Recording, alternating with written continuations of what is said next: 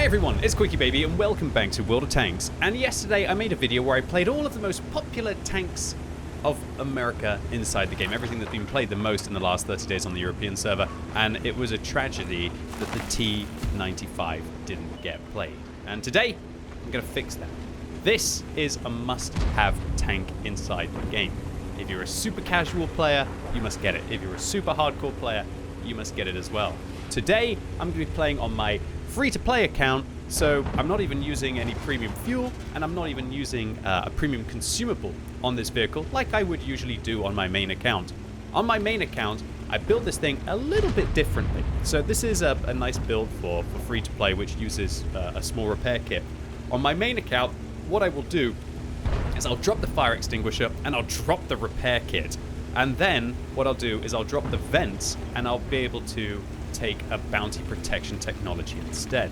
I replace the repair kit with fuel so that I get 10% extra engine power, because this vehicle is all about being able to get into position as quickly as possible, mitigating one of the vehicle's weakest aspects, and also being able to turn the tank quickly as well. A lot of people don't realize, but fuel will help your traverse speed from that engine power boost. And by dropping the fire extinguisher to use that premium consumable, well, everything just gets a little bit better about the tank. But if you're going to just use one, I'd almost probably recommend the premium fuel in that regard. But then again, like, the premium consumable does improve your ground resistances by like 5%, so that is kind of half the power and half the power to everything. So if you're gonna just have one, I'd probably still have the premium consumable, but if you, i.e. the food. But if you can have two, getting kind of like the, getting the fuel on this vehicle just turns this T-95 into something else. Now, the T-95 has a long history inside World of Tanks of being limited to 13 kilometers an hour. Then Wargaming buffed it up to 20, then they added things like a turbo inside the game, and even though I'm just using regular equipment in this battle, you can see that we do get around fairly quickly, up to about like 24 kilometers an hour, and the vehicle can manage it. One of the biggest changes that Wargaming ever made to this vehicle was the field mods. The field mods on this tank revolutionized how you could play the T-95. The second field mod is bonkers overpowered. It improves your ground resistances by 15%, as well as your suspension durability. So if you combine that with the durability device, which I use on both of my builds on my free-to-play account and my main account, then that means that the T-95 now is nigh on untrackable, and if you do get tracked, well, you just get the tracks back on so ridiculously quickly that it doesn't really matter. Especially if you use the bounty protection technology like I suggested on the main account, which allows you to just drop the repair kit altogether to be able to get that 10% extra engine power. And being able to chase down your opponents and just turn left and turn right, the vehicle doesn't feel like this super heavy that weighs nearly 90 tons. So all of these things mean that, sure, I'm not going to be using a gun rammer on this tank, but I don't really think this vehicle is about the damage per minute. It only has 2,300 damage per minute, and I'm willing to have bad damage per minute on this vehicle as long as I have the mobility to still control the engagement. Sure, it doesn't help when an Object 140 all-ins you and gets your side. That's not going, a build like this is probably not going to help. Actually, when I think about it, it probably is going to help more, because it's going to be so much harder for that medium tank to be able to get your side, and also so much harder for it to lock you in place, that I'm perfectly happy to give up the gun rammer. So then I guess it becomes a case of, do you want to use vents or a gun rammer on this vehicle? For me, the vents are better to be able to just get a little bit of extra view range, the little bit of ground resistances, the traverse speeds, your off-road driving will be better, your clutch braking will be better, all of this.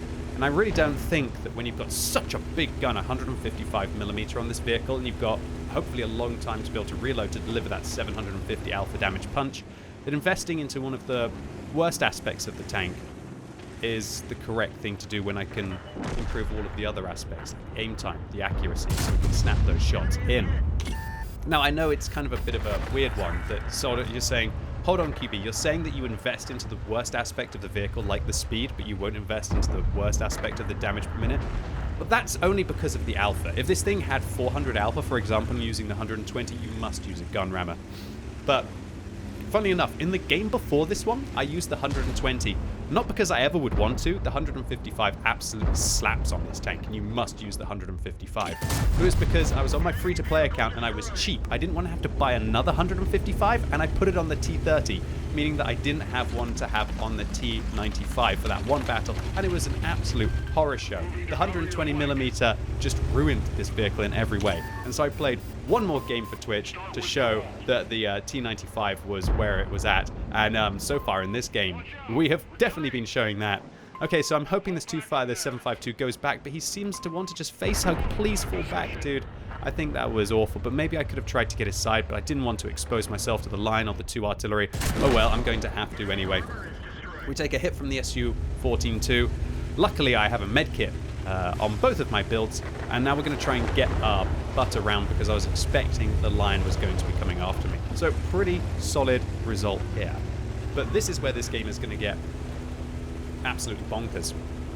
The problem with the T95 is not how good it is for bludgeoning its way through a heavy flank. And when you get this vehicle, if I convince you that you should give this tank a go with a kind of build with like a turbo durability device and then, you know, either vents or protection technology, depending on whether you're going to be using fuel and you've got a lot of credits to burn, you will not struggle against the heavy tanks, and that's where you must take this vehicle. You must take it to fight the heavies. You must take it to fight those heavy tank destroyers because this thing just absolutely crushes those all-in engagements. The problem with the tank is afterwards about how you can play when your opponents are now faster than you, how they have better view range than you, when they have artillery against you. That is where the T95 is, you kind of like makes and breaks how you play it. And suddenly, I'm playing against, obviously, a fairly good Lion player here. They're up to 3 frags on that tank, and they're playing very sneaky, and they're managing to get some shots in. And right now, I'm just thinking, how can I bait this guy into making a mistake without also getting caught by the arty? And he seems to be getting overconfident. He wants to get the shots. And I'm thinking, okay, maybe if I turn my tracks up the slope now. Oh, yeah, that's where I want him. And oh, dear, that is the fumble of the century. We auto-aim there. It can actually help when you've got... when you're on the slopes there, that it will turn the tank just enough and maybe not too much. The manual aim when you're kind of like wedging your vehicle up a slope can be a little bit awkward with a non-turreted tank like that. And we managed to finish off the Lion. Now we find ourselves in a 1 versus 3 against 1,400 hit points, and here's the CS52 Lease. Now this is a weird one, right? I'm having to think about which way I think they're going to go. So because they were driving this way, I think that I need to turn like right now to be able to try and spot them out in the open. But then I think to myself, oh, there are 2 arty, and I've only got 500 hit points, and this vehicle, it is a huge, easy target for artillery to hit, so that's not going to work. So I must stay on the left. So I was worried that the CS52 Lease was going to come in here. I was worried that the CS52 Lease might try and flank me in there. And unfortunately now, a nightmare happens. And that is that we lose the location of the CS52 Lease. And it's pretty obvious where the player's going to be. They're going to be in that tree line above me, using their fairly darn good camo rating. Medium tanks and world tanks maintain about 70 or 80% of their camo when they're moving, which gives them a tremendous advantage to something like a tank destroyer, which loses a lot of its camo when it's moving. Although, let's be honest, I'm just a huge floundering turtle right now. I feel like I'm a whale out of the sea and on the land. And yeah, it's pretty obvious this CS52 Lease is still going for us. And so I'm going to try and aim to the inside of the rock, wait till I'm fully aimed here, see if I can manage to catch him. I'm going to use the third person mode here to just find the edge of the ridge, or at least I should be trying to use the third person to find the edge of the ridge. And what do you mean, QB? Well, hopefully I'll show you in a second. But if you aim just above the ridge and then you zoom out and you then check to see if your shell is going to go. There you go. That's what I was thinking. You can see that your shell is not hitting the rock behind.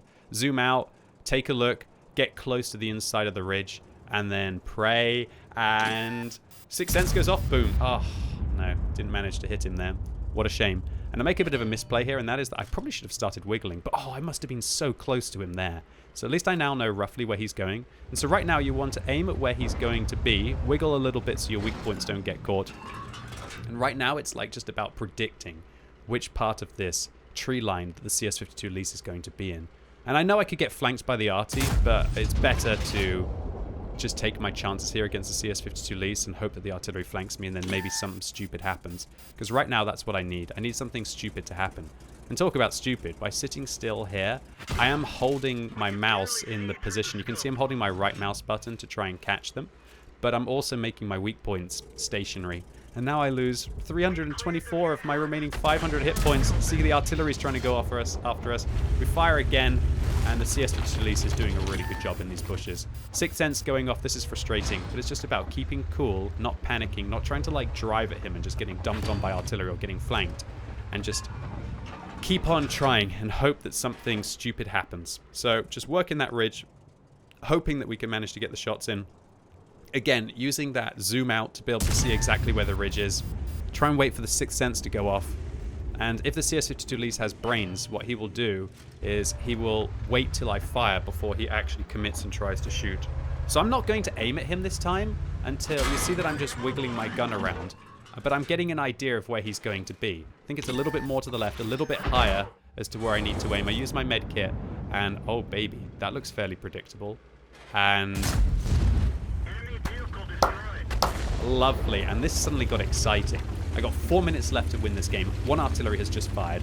I'm going to take a risk. I need every second that I can get to be able to get towards their base. We picked up our 5th kill, and that was just about keeping calm, keeping cool, and just playing that engagement and using your higher tier knowledge of World of Tanks with the ridge lines there and the blind firing kind of duel to get through it. But now the excitement happens.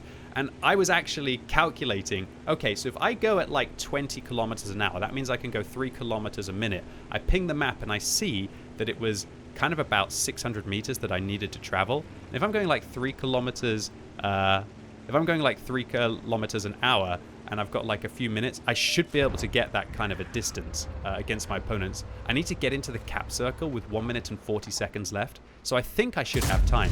And you got to love it when the artillery just sits there and takes it. But it doesn't matter because this Su-14-2 could be anywhere right now.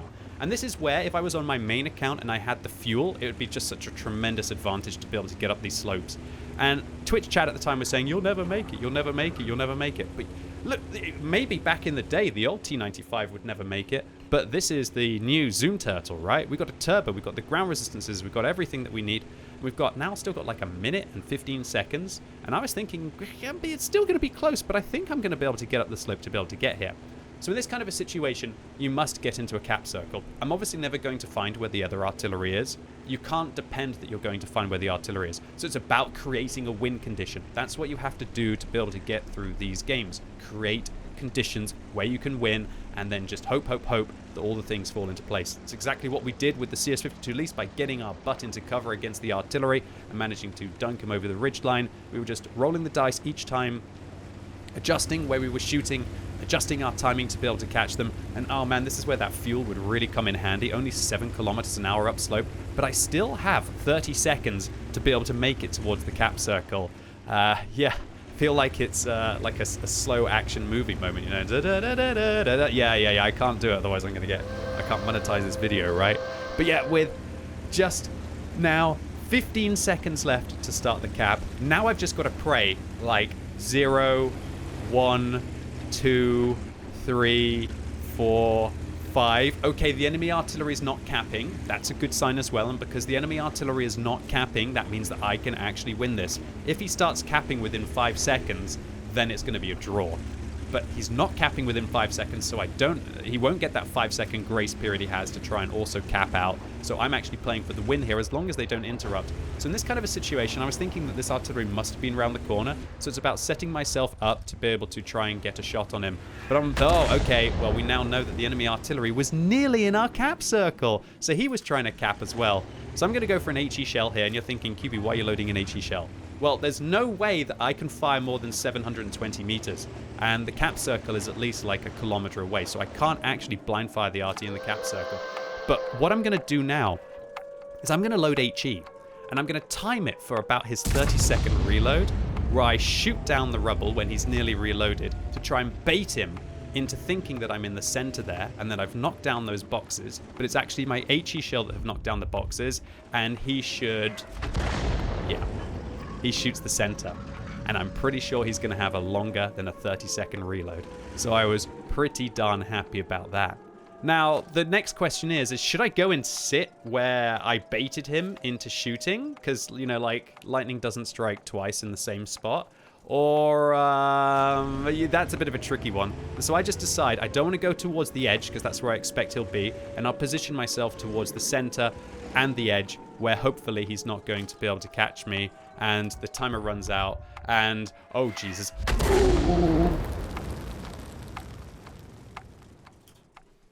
Luckily, the victory happens with just seconds to spare on this game, and boy, that artillery shell was very close to ruining my day. But I think because I'd fully capped out, even if the shell had hit me, I think I would have still won. I think that's what would have happened in that engagement. And so there you have it. 4,700 combined and 6 kills. It's definitely not the most high damage impressive game in the T95, but this was a battle where we had to fight tooth and nail for the victory. And what this hopefully shows you is that it's not so much about just going in and hoping that your enemy team are stupid and just allow you to farm them all one by one. I feel like this build for me has given me so much more possibilities towards the latter part of the battle. And that's how I've been winning kind of like about 65-66% of my games on my main account in the T95, and even doing very well in the T95 free-to-play. This truly is a must-have tank inside the game. If you're a free player, set it up like this. If you're a pay-to-win player, set it up like I suggested. This thing is a banger of a tank. It's super competitive. It's super fun for blowing off a little bit of steam. And it's a tragedy that it wasn't featured yesterday in playing my most played American tanks. But this tank has been nerfed quite a few times after being buffed over the years.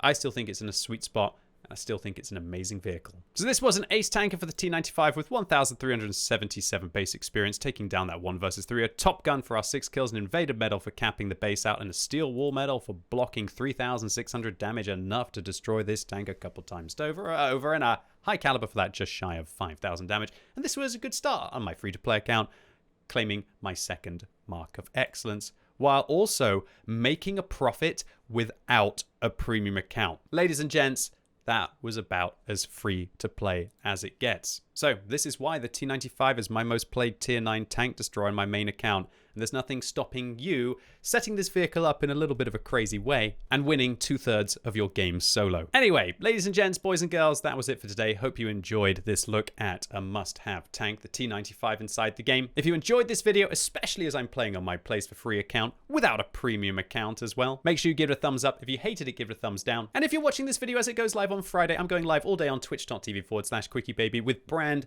new drops for the 4th of July token store. So come and get yourself 10 eagles to be able to get some funky things like the ultra cool style for the T95 or the one for the T110E4 that is about as American as it gets. So really looking forward to seeing you all live right now on twitch.tv/QuickyBaby. And as always, thank you so much for watching. You've been epic, and hopefully I'll see you soon.